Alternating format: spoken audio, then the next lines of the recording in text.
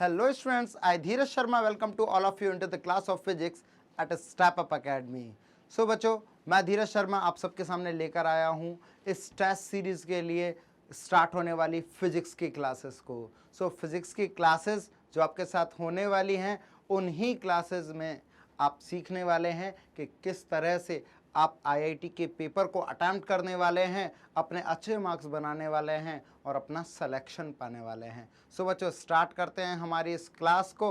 और उस क्लास को स्टार्ट करने से पहले मैं ज़रूर आपको बता देना चाहता हूं कि हमारे यहाँ स्टार्ट हो रहा है टेस्ट सीरीज आईआईटी के लिए।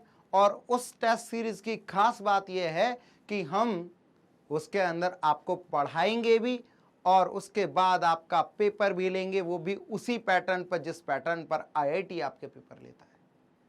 ठीक है बच्चा? तो 11th हो, 12th हो या बच्चे आप हो ड्रॉपर के, आपका टेस्ट देना तो जरूरी है। अब जब टेस्ट देना जरूरी है तो स्कोर आना जरूरी है। स्कोर आएगा, सिलेक्शन दिलाएगा। ठीक है बच्चा? चलो चलते हैं, स्टार्ट करते हैं हमारा आज का फर्स्ट चैप्टर। ठीक है बच्चा? फर्स्ट चैप्टर स्टार्ट करने वाले हैं हम।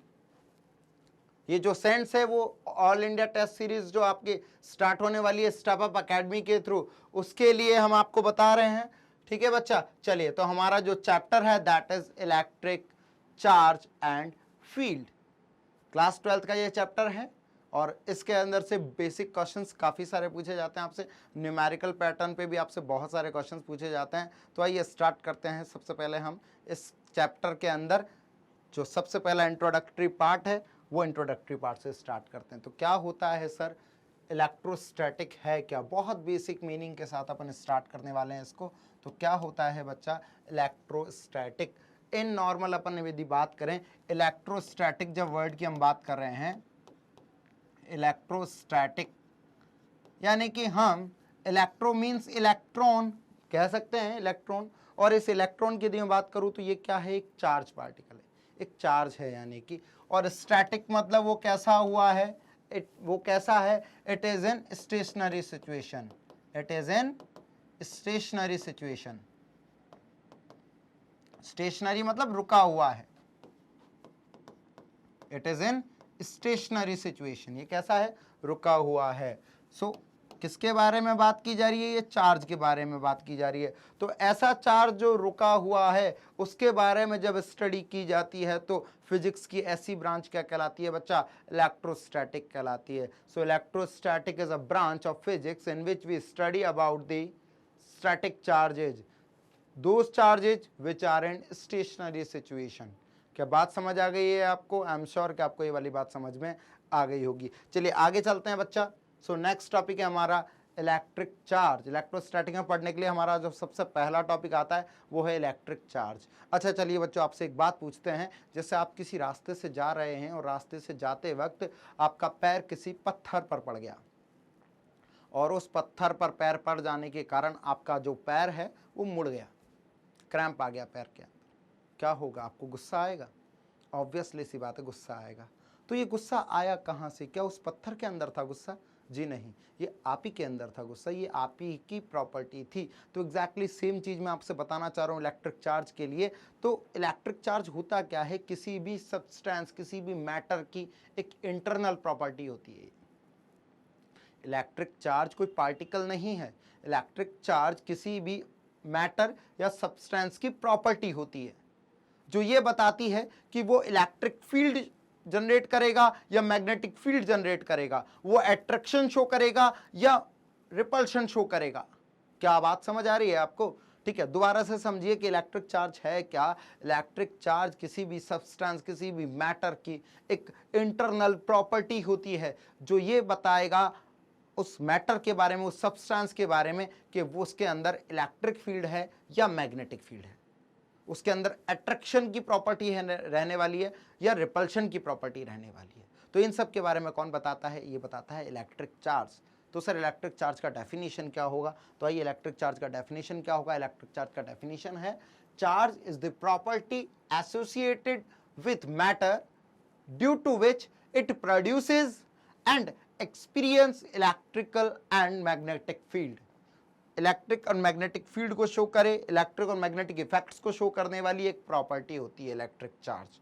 ठीक है, अब क्वेश्चन ये आता है सर इलेक्ट्रिक चार्ज ये है तो क्या अलग अलग टाइप का होता है क्या? कई बार मैग्नेटिक फील्ड शो कर रहा है, कई बार इलेक्ट्रिक इफेक्ट शो कर रहा है, या फिर कई बार अट्रैक्शन शो कर रहा है, कई बार रिपल्शन शो कर रहा है। तो मतलब क्या इसमें वैरायटी है क्या? जी हाँ बिल्कुल, इलेक्ट्रिक चार्ज जो होता है वो अलग अलग टाइप का होता है, यानी कि 2 टाइप के होते हैं। इलेक्ट्रिक चार्ज जो होंगे वो कितने टाइप के होंगे बेटा? 2 टाइप के होंगे। तो आइए बात करते हैं टाइप्स ऑफ चार्ज पे। तो टाइप्स ऑफ चार्ज कितने हैं बेटा? टाइप्स ऑफ चार्ज 2 हैं। There are 2 type of charges, there are 2 types of charge. Types of charge कौन कौन से हैं बेटा? एक फर्स्ट है आपका पॉजिटिव चार्ज। फर्स्ट कौन सा है बच्चा? आपका पॉजिटिव चार्ज है। और दूसरा कौन सा है बच्चा? आपका दूसरा है नेगेटिव चार्ज। अच्छा, पॉजिटिव चार्ज और नेगेटिव चार्ज प्रोड्यूस कैसे होते हैं इनके बारे में बता देता हूं।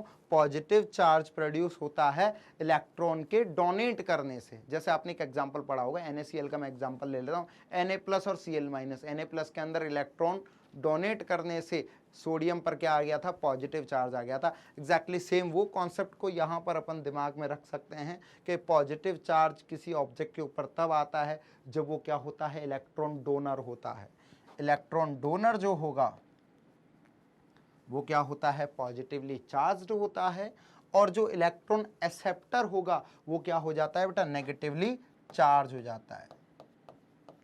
वो क्या हो जाता है बेटा? नेगेटिवली चार्ज हो जाता है। इस बेसिस पर इलेक्ट्रॉन के देने और लेने से, सिर्फ इलेक्ट्रॉन के कम्युनिकेशन से, इलेक्ट्रॉन का तो कम्युनिकेशन हो रहा है, इलेक्ट्रॉन एक जगह जा रहा है या फिर इलेक्ट्रॉन आ रहा होगा। तो इस फिनोमिना के अंदर यदि बात की जाए तो चार्ज जो है वो कितने टाइप का हो गया बच्चा? 2 टाइप का हो गया। एक हो गया पॉजिटिव चार्ज और दूसरा हो गया है नेगेटिव चार्ज। तो चार्ज कितने टाइप के हो गए बेटा? पॉजिटिव और नेगेटिव टाइप के हो गए। ठीक है, क्या बात आपको समझ आ गई है? तो राइट कर लीजिए बच्चा, इसको आप ले सकते हैं इसका स्क्रीनशॉट, जल्दी से स्क्रीनशॉट ले लीजिए। So let's move ahead. अब बात आ गई है आपके टाइप्स ऑफ चार्ज पर। तो हमारा अब नेक्स्ट टॉपिक है आपका unit of charge. Sir charge की यूनिट क्या होती है? चार्ज की यूनिट क्या होती है? चार्ज की यूनिट जनरली जो होती है दैट इज कोलम्ब। चार्ज की जो यूनिट होती है वो क्या होती है? कोलम्ब। पर सर कोलम्ब तो साइंटिस्ट का नाम है। जी हाँ, कोलम्ब क्या है? साइंटिस्ट का नाम है। कोलम्ब को SI यूनिट के फॉर्म में या MKS यूनिट के फॉर्म में बोला जाता है एम्पियर सेकंड। क्या कहा जाता है बच्चा? एम्पियर सेकंड कहा जाता है। एम्पियर सेकंड को ही क्या कहा जाता है बच्चा? क्या कहा जाता है? कोलम्ब कहा जाता है। सर आया कैसे? अच्छा आया कैसे इसके बारे में मैं बताऊं। I = होता है Q/T। किसका फॉर्मूला है ये? इलेक्ट्रिक करंट का फॉर्मूला है। किसका फॉर्मूला है बच्चा? ये इलेक्ट्रिक करंट का फॉर्मूला है। इलेक्ट्रिक करंट क्या होता है? I = Q/T होता है। क्लियर है? I = Q/T होता है। यहाँ Q चार्ज है, T टाइम है, I करंट है। यदि मेरे को चार्ज का यूनिट निकालना है तो चार्ज का फॉर्मूला क्या होगा? Q = I × T। Q = क्या आ जाएगा बच्चा? I × T आ जाएगा। अब एक बात बताइए आप बेटा, करंट का जो यूनिट होता है दैट इज एम्पियर। वो क्या होता है? एम्पियर होता है। और टाइम का यूनिट क्या होता है? सेकंड होता है। तो चार्ज का क्या आ जाएगा? एम्पियर सेकंड यूनिट आ जाएगा। चार्ज का जो यूनिट आएगा वो क्या आएगा बेटा?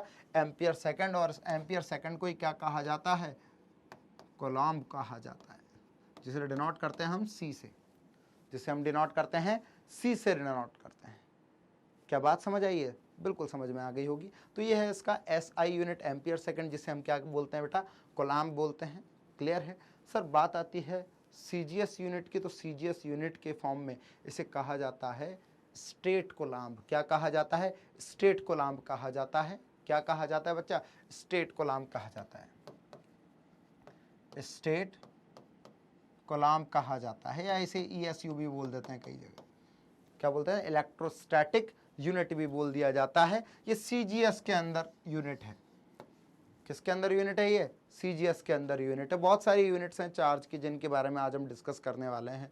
स्टेट कोलम्ब है। तो ये स्टेट कोलम्ब है कितना सर? 1 स्टेट कोलम्ब जो होता है वो 3 × 10⁻।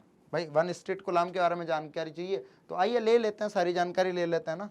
ठीक है, ये आ गया आपका 1 कूलम्ब बराबर होता है 3 × 10⁹ स्टेट कूलम्ब के बराबर। देख लीजिए सारी यूनिट के बारे में, ये हो गया एम्पियर सेकंड जिसे कूलम्ब कहा जाता है। सीजीएस यूनिट की अपन बात करें, सीजीएस यूनिट कितना होगा, स्टेट कूलम्ब हो जाएगा, और 1 कूलम्ब कितना होता है 3 × 10⁹ स्टेट कूलम्ब के बराबर होगा। और कुछ इंपॉर्टेंट यूनिट्स के बारे में जो कि एग्जाम में काफ़ी बार पूछ ली जाती हैं कि सर फैराडे, अच्छा एक चीज़ ध्यान रखिएगा, फैराडे और फैरड दोनों अलग अलग चीज़ें हैं। फैराडे जो है वो चार्ज का यूनिट है जिसकी वैल्यू होती है 96500 कूलम्ब, 96500 कूलम्ब होती है फैराडे, 1 फैराडे। पर यदि बात आ जाए फैरड की, तो फैरड क्या होता है, फैरड होता है कैपेसिटेंस का यूनिट, यूनिट ऑफ कैपेसिटेंस होती है फैरड, जबकि ये क्या है, फैराडे है, ये क्या है, फैराडे है। वहीं एक और यूनिट है एब्सोल्यूट कूलम्ब, तो एब्सोल्यूट कूलम्ब क्या होता है 10 कूलम्ब के बराबर होता है। एब्सोल्यूट कूलम्ब किसके बराबर होता है बेटा, 10 कूलम्ब के बराबर होता है। ध्यान रखिएगा, बहुत जगह काम में आता है, बहुत जगह यूज किया जाता है, ठीक है। तो ये हो गया आपके पास यूनिट ऑफ चार्ज। अब बात करते हैं हम प्रॉपर्टीज ऑफ चार्ज के बारे में कि सर चार्ज की प्रॉपर्टी क्या क्या है, चार्ज की प्रॉपर्टीज क्या क्या हैं। आइए नेक्स्ट टॉपिक है हमारा प्रॉपर्टीज ऑफ चार्ज, और प्रॉपर्टीज ऑफ चार्ज में फर्स्ट प्रॉपर्टी हम ले रहे हैं चार्ज इज कंजर्व्ड।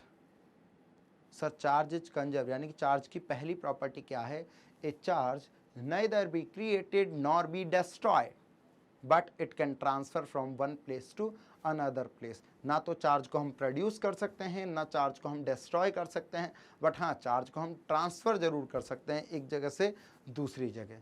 अच्छा सर चार्ज को ट्रांसफ़र किस तरह से कर सकते हैं, तो वो भी मैं आपको पढ़ाने वाला हूँ मेथड्स ऑफ चार्जिंग में आज ही की क्लास में थोड़ी ही देर में, ठीक है। सो फर्स्ट पॉइंट क्या है अपना, फर्स्ट प्रॉपर्टी ऑफ चार्ज क्या है, फर्स्ट प्रॉपर्टी ऑफ चार्ज है चार्ज इज कंजर्व्ड। तो क्या कहती है conservation of charge property, according to conservation of property a charge neither be created nor be destroyed but it can transfer from one place to another place. इसे क्या कर सकते हैं, अपने एक जगह से दूसरी जगह पर क्या कर सकते हैं, ट्रांसफर कर सकते हैं। क्या बात समझ में आ गई है आपको, दिमाग में फिट बैठ गई होगी। नेक्स्ट जो प्रॉपर्टी है that is quantization property, charge is quantized, charge is quantized. Quantized होने का मतलब है कि वो जो चार्ज है, जैसे अपन नॉर्मल यदि बात करें तो किसी भी वायर के अंदर यदि मान लीजिए करंट फ्लो हो रहा है, तो क्या कभी उस वायर के अंदर इलेक्ट्रॉन टुकड़े के रूप में फ्लो कर सकता है, नहीं, इलेक्ट्रॉन कभी भी टुकड़े के रूप में फ्लो नहीं करता है, टुकड़े के फॉर्म में इलेक्ट्रॉन कभी भी फ्लो नहीं करते, या तो उसके अंदर 1 इलेक्ट्रॉन, 2 इलेक्ट्रॉन, 3 इलेक्ट्रॉन, 4 इलेक्ट्रॉन, 50, 60, 70, 100, 200, 500 इस तरह से फ्लो हो सकते हैं। इलेक्ट्रॉन हमेशा एक इंटीजर अमाउंट के अंदर ही, एक इंटीजर नंबर के अंदर ही, उसके मल्टीपल के फॉर्म में ही क्या करता है, प्रोसेस करता है, यानी कि आगे की तरफ फ्लो होता है, ठीक है, समझ रहे हैं। तो यही क्या है आपकी क्वांटाइजेशन प्रॉपर्टी है, यही क्या है, क्वांटाइजेशन प्रॉपर्टी है।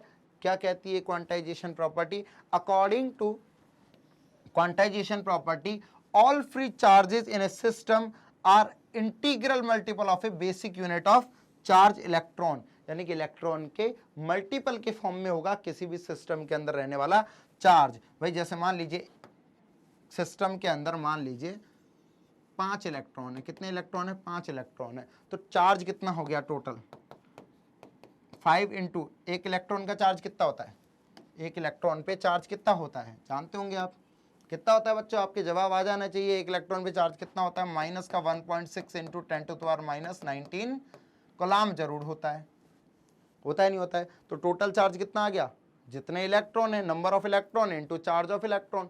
तो किसी भी सिस्टम के अंदर जो टोटल चार्ज होगा वो नंबर ऑफ इलेक्ट्रॉन्स के इंटीजर नंबर ऑफ इलेक्ट्रॉन्स के चार्ज से मल्टीपल के इक्वल होगा। इलेक्ट्रॉन का चार्ज और नंबर ऑफ इलेक्ट्रॉन्स ये होंगे टोटल चार्ज की वैल्यू उस सिस्टम के लिए। हाँ ये जरूर है कि ये जो चार्ज हो सकता है, जो मल्टीप्लाई में जो चार्ज लिया है, मैं कह रहा हूं इलेक्ट्रॉन, ये पॉजिटिव में भी हो सकता है, चार्ज नेगेटिव में भी हो सकता है और ये पॉजिटिव में भी हो सकता है। किसी भी सिस्टम के अंदर जो चार्ज है वो पॉजिटिव भी हो सकता है, नेगेटिव भी हो सकता है। तो इसे हम ये लिख सकते हैं कि Q equals to plus minus n into e. यहां चार्ज ऑफ इलेक्ट्रॉन है, ठीक है, और यहां जो चार्ज है जो वायर के अंदर फ्लो हो रहा है, जो सिस्टम के अंदर फ्लो हो रहा है, वो पॉजिटिव भी हो सकता है और नेगेटिव भी हो सकता है। यहाँ n क्या है, नंबर ऑफ इलेक्ट्रॉन्स हैं। n क्या है, नंबर ऑफ इलेक्ट्रॉन्स है। इससे रिलेटेड बहुत सारे क्वेश्चंस आप लोगों से पूछे जाते हैं कि सर किसी भी सिस्टम के अंदर, जैसे आपसे पूछा गया कि क्या किसी सिस्टम के अंदर 8 इंटू 10 टू द पावर, ये पूछ लिया गया 8 into 10 to the power 19 coulomb possible है क्या किसी भी सिस्टम के अंदर।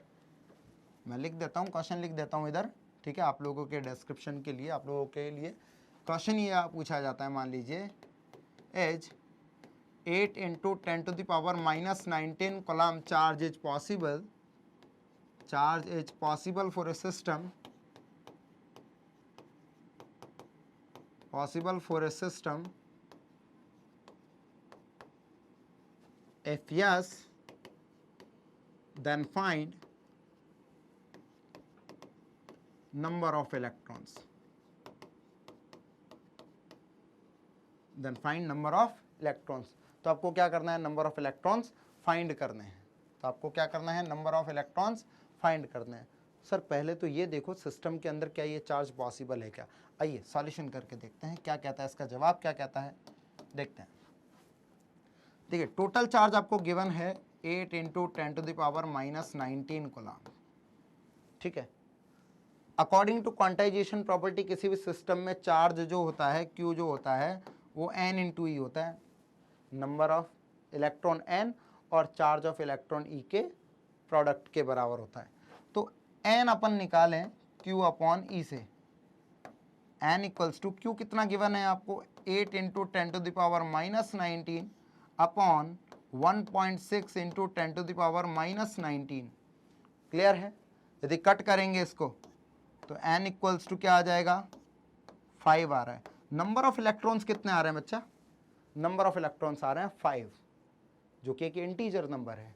यानी कि जब इलेक्ट्रॉन का नंबर इंटीजर आ रहा है तो इसका मतलब है कि उस सिस्टम में ये चार्ज पॉसिबल है, उस सिस्टम के अंदर ये चार्ज एग्जिस्ट करेगा, ठीक है। और जिस सिस्टम के अंदर ये चार्ज एग्जिस्ट करेगा उसके अंदर नंबर ऑफ इलेक्ट्रॉन्स कितने हैं, तो वो नंबर ऑफ इलेक्ट्रॉन्स कितने होंगे बच्चा, वो नंबर ऑफ इलेक्ट्रॉन्स होंगे 5। वो नंबर ऑफ इलेक्ट्रॉन्स कितने होंगे 5 होंगे। तो जरा स्क्रीनशॉट ले लीजिए स्क्रीन का, ठीक है, जल्दी से स्क्रीनशॉट ले लीजिए बच्चों। चलिए हमारी दो प्रॉपर्टीज यहां कंप्लीट हो चुकी हैं। Now the chance for the third. Now third property is additive property of A charge. जैसे कोई भी सिस्टम बना हुआ है, यहां इस सिस्टम के अंदर बहुत सारे चार्जेस हैं, like Q1, Q2, Q3, Q4, Q5, Q6, Q9, Q7, Q8, बहुत सारे चार्जेस सिस्टम के अंदर रखे हुए हैं। तो जो total charge of the system होगा, the total charge of the system will be capital Q, total charge, या नेट चार्ज भी अपन बोल सकते हैं, टोटल चार्ज ऑफ सिस्टम। अब देखो ये जो चार्जेज हैं सिस्टम के अंदर Q1, Q2, Q3, Q5 ये लिए हुए हैं, ये सारे चार्जेज कुछ पॉजिटिव भी हो सकते हैं और नेगेटिव भी हो सकते हैं। ओवरऑल आपको क्या करना पड़ेगा, ऐड करना पड़ेगा सबको। तो जो टोटल चार्ज होगा that will be sum of all of the charges which charge present into the system. System के अंदर जितने भी चार्जेज प्रेजेंट होंगे उन सभी चार्जेज का आपको क्या करना है, सम करना है। यदि आप उनका सम कर देंगे तो टोटल चार्ज आपके पास आ जाने वाला है। क्लियर है। तो बढ़े आगे, क्या कहती है इसकी थ्योरी, क्या कहती है इसकी थ्योरी, कहती है the total charge of a system will be sum of all those charges which are present into that system. यही चीज तो अभी थोड़ी देर पहले समझाई गई थी, आपको बताई गई थी। देखिए जरा, यही तो बताया गया है पूरा सिस्टम के अंदर, ठीक है। चलिए आइए, तो ये आ गया आपका एडिटिव प्रॉपर्टी ऑफ चार्ज। जैसे देखो एक एग्जांपल इसका अपन सॉल्व कर लें। यहीं पर एक एग्जांपल ले लेता हूं। जैसे मान लीजिए इसके अंदर 2 कूलम्ब, माइनस का 3 कूलम्ब, माइनस का 10 कूलम्ब, प्लस का 7 कूलम्ब और माइनस का 13 कूलम्ब, ये गिवन है आपको। तो सिस्टम का टोटल चार्ज क्या होगा, टोटल चार्ज Q आपको निकालना है। तो Q कितना होगा, सबका आपको सम करना है। 7 + 2 - 10 - 3 - 13 कितना आएगा बेटा, 7 9 माइनस 13, 13 26, Q इक्वल्स टू कितना आ जाएगा 17 कूलम। तो टोटल चार्ज कितना आ गया सिस्टम का जो टोटल चार्ज आ जाएगा वो कितना आ जाएगा बच्चा, माइनस का 17 कूलम। कितना आ जाएगा बेटा 17 कूलम आ जाएगा। आएगा या नहीं आएगा, क्लियर है। चलिए नेक्स्ट प्रॉपर्टी लेते हैं। नेक्स्ट प्रॉपर्टी आपकी अट्रैक्शन एंड रिपल्शन की प्रॉपर्टी। अट्रैक्शन एंड रिपल्शन की अपन बहुत अच्छे से जानते हैं कि जो चार्ज हैं दो टाइप के हैं, पॉजिटिव पॉजिटिव और नेगेटिव नेगेटिव। चार्जेज कितने टाइप के बेटा, दो टाइप के हैं, पॉजिटिव और नेगेटिव, दो टाइप के चार्जेज है। अब यदि पॉजिटिव चार्ज के पास पॉजिटिव चार्ज लेके आओगे तो उनके बीच में हमेशा रिपल्सिव फोर्स होने वाला है। कौन सा फोर्स होने वाला है बेटा, रिपल्सिव फोर्स होने वाला है। नेगेटिव नेगेटिव के बीच में कौन सा फोर्स रहेगा, that will also repulsive force, ठीक है। बट यदि अपोजिट चार्ज आपने लिए हैं, अपोजिट चार्जेज के बीच में हमेशा क्या लगता है बेटा, अट्रैक्शन फोर्स लगता है। तो ये देखिएगा जरा, यहाँ पर साफ चीजें क्लियर हो जाती हैं कि प्लस और प्लस के बीच में क्या होगा, रिपल्शन होगा, नेगेटिव नेगेटिव के बीच में रिपल्शन होगा, और जब प्लस और माइनस दो चार्ज पास में आते हैं तो उनके बीच में क्या होता है बच्चा, अट्रैक्शन होता है। क्या होता है बच्चा, अट्रैक्शन होता है। दो सेम यदि चार्जेज हैं, सेम पोलैरिटी के चार्जेज हैं तो हमेशा रिपल्शन देते हैं।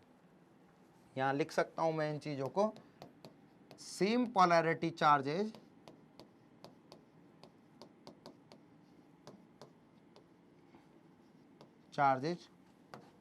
always repel to each other,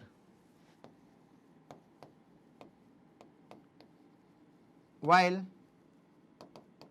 opposite polarity charges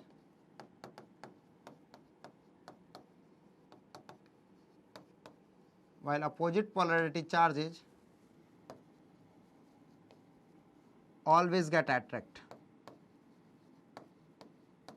simple सा लॉजिक है। आप इसे थ्योरी में भी लिख सकते हैं, अपनी लैंग्वेज के अंदर, अपने नोट्स के अंदर भी राइट कर सकते हैं इसको कि पॉजिटिव पॉजिटिव रिपल करेंगे, नेगेटिव नेगेटिव रिपल करेंगे, और नेगेटिव पॉजिटिव क्या करेंगे बच्चा, अट्रैक्ट करने वाले हैं। तो क्या बात आपको समझ आ गई है, क्या बात आपको समझ आ गई है। ये थे प्रॉपर्टीज ऑफ चार्ज। एक प्रॉपर्टी और बचती है, that is invariance of charge, that is invariance of charge. तो क्या होता है बच्चा invariance of charge. Invariance of charge की थ्योरी बहुत इजी है कि चार्ज जब मूव करने लगे तो चार्ज के मूव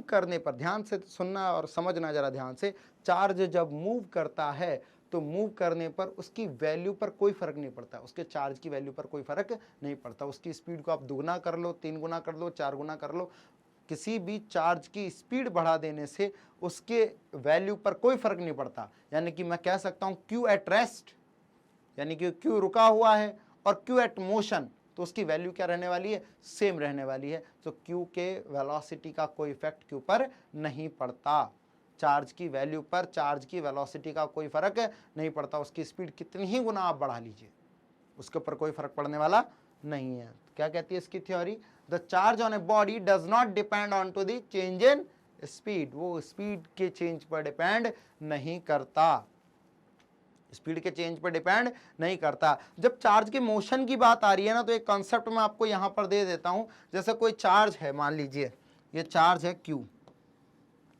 ये चार्ज Q है, ये किस में रखा हुआ है, तीन सिचुएशन हो सकती है, या तो ये रेस्ट में रखा हुआ रह सकता है, या फिर जो चार्ज Q है वो क्या हो सकता है, मोशन में हो सकता है।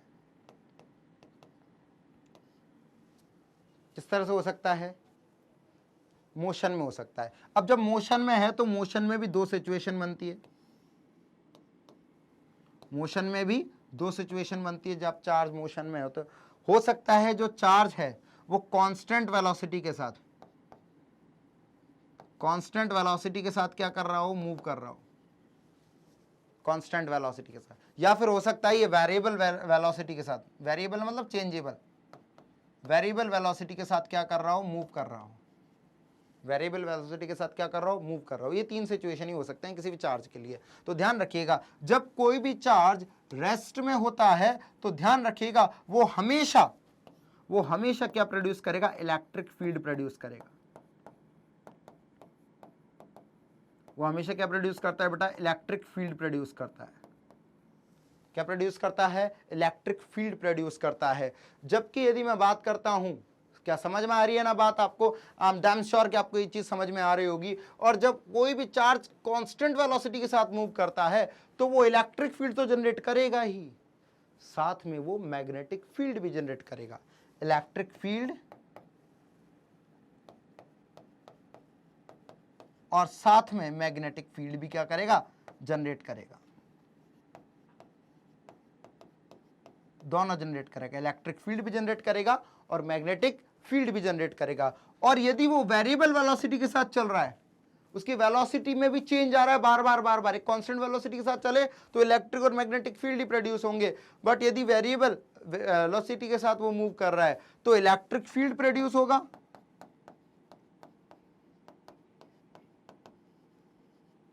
प्लस मैग्नेटिक फील्ड प्रोड्यूस होगा, साथ में रेडिएशन भी निकलेगी। ध्यान रखना, साथ में क्या होगा, रेडिएशन भी निकलेगी। साथ में क्या निकलेगी, रेडिएशन भी निकलेगी। तो electric field magnetic field produce होगा यहां सिर्फ, और यहां electric field magnetic field produce होने के साथ साथ यहां पर रेडिएशन भी क्या होगी, निकलने वाली होगी। क्या बात समझ में आ गई है आपको? जरा स्क्रीनशॉट ले लीजिए इसका, नोट्स में राइट कर लीजिएगा इसको, जल्दी से जल्दी इसको तैयार कर लीजिए बच्चों। चलिए आइए बच्चों आगे बढ़ें, चलिए आगे बढ़ते हैं हम हमारे नेक्स्ट टॉपिक पर। सो हमारा next topic is methods of charging. Charge से रिलेटेड जो इंट्रोडक्टरी पार्ट है, उस इंट्रोडक्टरी पार्ट का ये लास्ट पॉइंट है जिसके अंदर हम पढ़ने वाले हैं मेथड्स ऑफ चार्जिंग। भाई किसी भी ऑब्जेक्ट को चार्ज्ड कैसे किया जा सकता है, उसके अंदर चार्ज को प्रोड्यूस कैसे किया जा सकता है। जो first method of charging is charging by friction. First method कौन सा है, चार्जिंग बाय फ्रिक्शन। ऑब्जेक्ट्स को जब आप रब करते हो, जब आप ऑब्जेक्ट को क्या करते हो, रब करते हो, तो रब करने पर एक ऑब्जेक्ट से इलेक्ट्रॉन दूसरे इलेक्ट्रॉन में चले जाते हैं। ये जो प्रोसेस कहलाता है, ये प्रोसेस कहलाता है चार्जिंग बाय फ्रिक्शन। ये क्या कहलाता है, चार्जिंग बाय फ्रिक्शन। जब दो ऑब्जेक्ट एक दूसरे की सरफेस पर क्या करते हैं, रब करते हैं, तो रब करने से जो चार्ज का ट्रांसफर होता है उसे अपन बोलते हैं charging by friction. Charging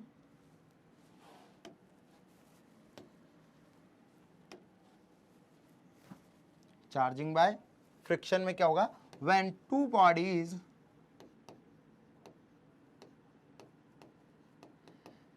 get rubbed, then the transfer of charges,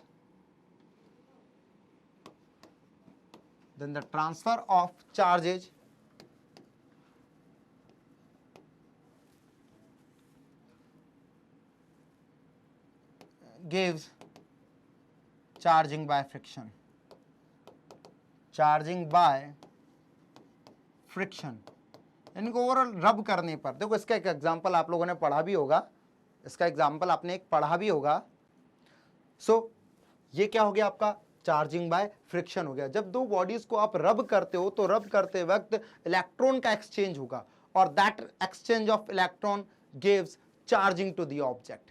ठीक है, समझ आ गया होगा आपको charging by friction. Charging by friction को समझाने के लिए एनसीईआरटी में एक प्यारा सा एग्जांपल लिया जाता है कैट स्किन और एबोनाइट रॉड का, साथ में सिल्क क्लॉथ और ग्लास रॉड का। तो जब ग्लास रॉड को सिल्क क्लॉथ से रब किया जाता है तो ग्लास रॉड पर आ जाता है पॉजिटिव चार्ज और जो सिल्क क्लॉथ है उस पर आ जाता है नेगेटिव चार्ज। वहीं दूसरी तरफ जब हम कैट स्किन से एबोनाइट रॉड को रब करते हैं तो एबोनाइट रॉड पे आ जाता है बच्चा नेगेटिव चार्ज और कैट स्किन पर आ जाता है बच्चा पॉजिटिव चार्ज। तो ये सब क्या कहलाता है, चार्जिंग बाय फ्रिक्शन ही कहलाता है। और एग्जांपल्स की यदि अपन बात करें तो जब आप सुबह उठते हो, सूखे हुए बालों में जब कंघी करते हो तो कंघी करते वक्त जो चट चट की आवाज आती है ना, that is also charging by friction है।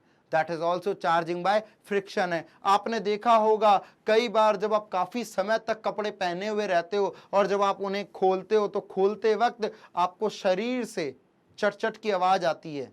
ऐसा लगता है जैसे बिजली की चिंगारियां जो होती है ना वो निकल रही हो, तो वो जो फील होता है ना, वो किस लिए होता है? That is charging by friction. वो क्या है बच्चा? चार्जिंग बाय फ्रिक्शन है।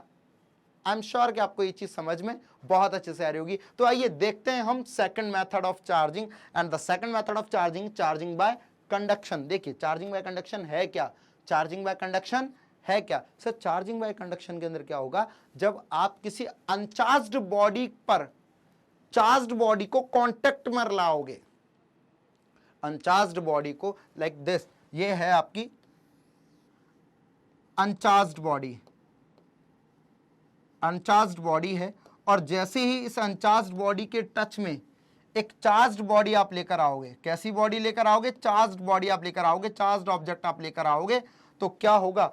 इस फिनोमिना को कहा जाता है चार्जिंग बाय कंडक्शन। क्या कहा जाएगा? चार्जिंग बाय कंडक्शन कहा जाएगा। क्या कहा जाएगा प्यारे बच्चों? चार्जिंग बाय कंडक्शन कहा जाएगा। क्या कहेंगे इसे? चार्जिंग बाय कंडक्शन कहेंगे। तीसरे पॉइंट की बात करें सर, मेथड्स ऑफ चार्जिंग में तीसरा मेथड आता है चार्जिंग बाय इंडक्शन। तीसरा कौन सा है बच्चा? Charging by induction. Sir induction क्या होता है? देखो इंडक्शन का प्रोसेस मैं आपको यहां समझा देता हूं। जैसे मान लीजिए आपने क्या ले लिया, एक अनचार्ज्ड स्फीयर लिया है। कैसा लिया है बेटा? अनचार्ज्ड स्फीयर लिया है। अब अनचार्ज का मतलब क्या होता है? अनचार्ज का मतलब है उसके अंदर इक्वल अमाउंट में पॉजिटिव है, इक्वल अमाउंट में नेगेटिव चार्जेज है, कुछ इस तरह से। ये पॉजिटिव चार्जेज भी मैंने यहाँ बना रखे हैं बच्चा, है ना, और इसी के अंदर नेगेटिव चार्जेज भी शामिल है। इसी के अंदर क्या है बच्चा? नेगेटिव चार्जेज भी शामिल है।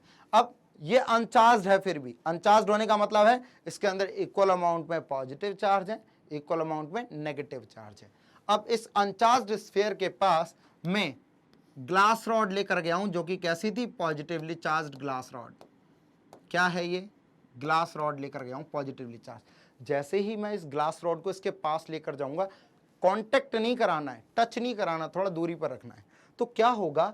इस ग्लास रॉड के अंदर के जो पॉजिटिव चार्ज हैं वो इस स्फीयर के, इस स्फीयर के जितने भी नेगेटिव चार्ज है, जो उनको क्या करेगा? अट्रैक्ट करेगा। अट्रैक्ट करने के कारण फिनोमिना कुछ इस तरह का होगा। देखना जरा, ये पॉजिटिव चार्ज है और इस स्फीयर के पास अब की बार जो चार्ज है वो किस तरह से सेटल डाउन होंगे? जितने भी नेगेटिव चार्ज है जो वो इस किनारे पर आ जाएंगे। क्लियर है या नहीं? Just because of the attraction of charge. और बाकी के जो रिमेनिंग पॉजिटिव चार्जेस हैं, वो रिमेनिंग पॉजिटिव चार्जेस रिपल्शन के कारण कहाँ आ जाएंगे? पीछे की तरफ। जब इन पॉजिटिव चार्जेज को मैं क्या कर देता हूं बच्चा? ग्राउंड कर देता हूं। इन पॉजिटिव चार्जेज को मैं क्या कर देता हूं बच्चा? ग्राउंड कर देता हूं। तो ग्राउंड कर दिए जाने पर इस स्फीयर के अंदर सिर्फ कौन सा चार्ज बच जाता है बच्चा? इस स्फीयर के अंदर बच जाता है नेगेटिव चार्ज। इस स्फीयर के अंदर कौन सा चार्ज बच जाता है? सिर्फ नेगेटिव चार्ज बच जाता है। और यदि अपन इस ग्लास रॉड को अब हटा लें, ग्लास रॉड को यदि अब अपन हटा भी लेंगे, तो ये जो स्फीयर था, जो कि पहले अनचार्ज्ड था, कैसा था बेटा? अनचार्ज्ड था। अनचार्ज मतलब इक्वल अमाउंट में पॉजिटिव, इक्वल अमाउंट में नेगेटिव चार्ज था। अब वो घटकर क्या रह गया है? वो चेंज होकर क्या हो गया? नेगेटिवली चार्ज्ड हो गया है। कैसा हो गया है बच्चा? नेगेटिवली चार्ज्ड हो चुका है। कैसा हो चुका है बच्चा? वो नेगेटिवली चार्ज्ड हो चुका है। तो ये जो प्रोसेस है किसी चार्ज्ड बॉडी का अनचार्ज्ड बॉडी को बिना कांटेक्ट में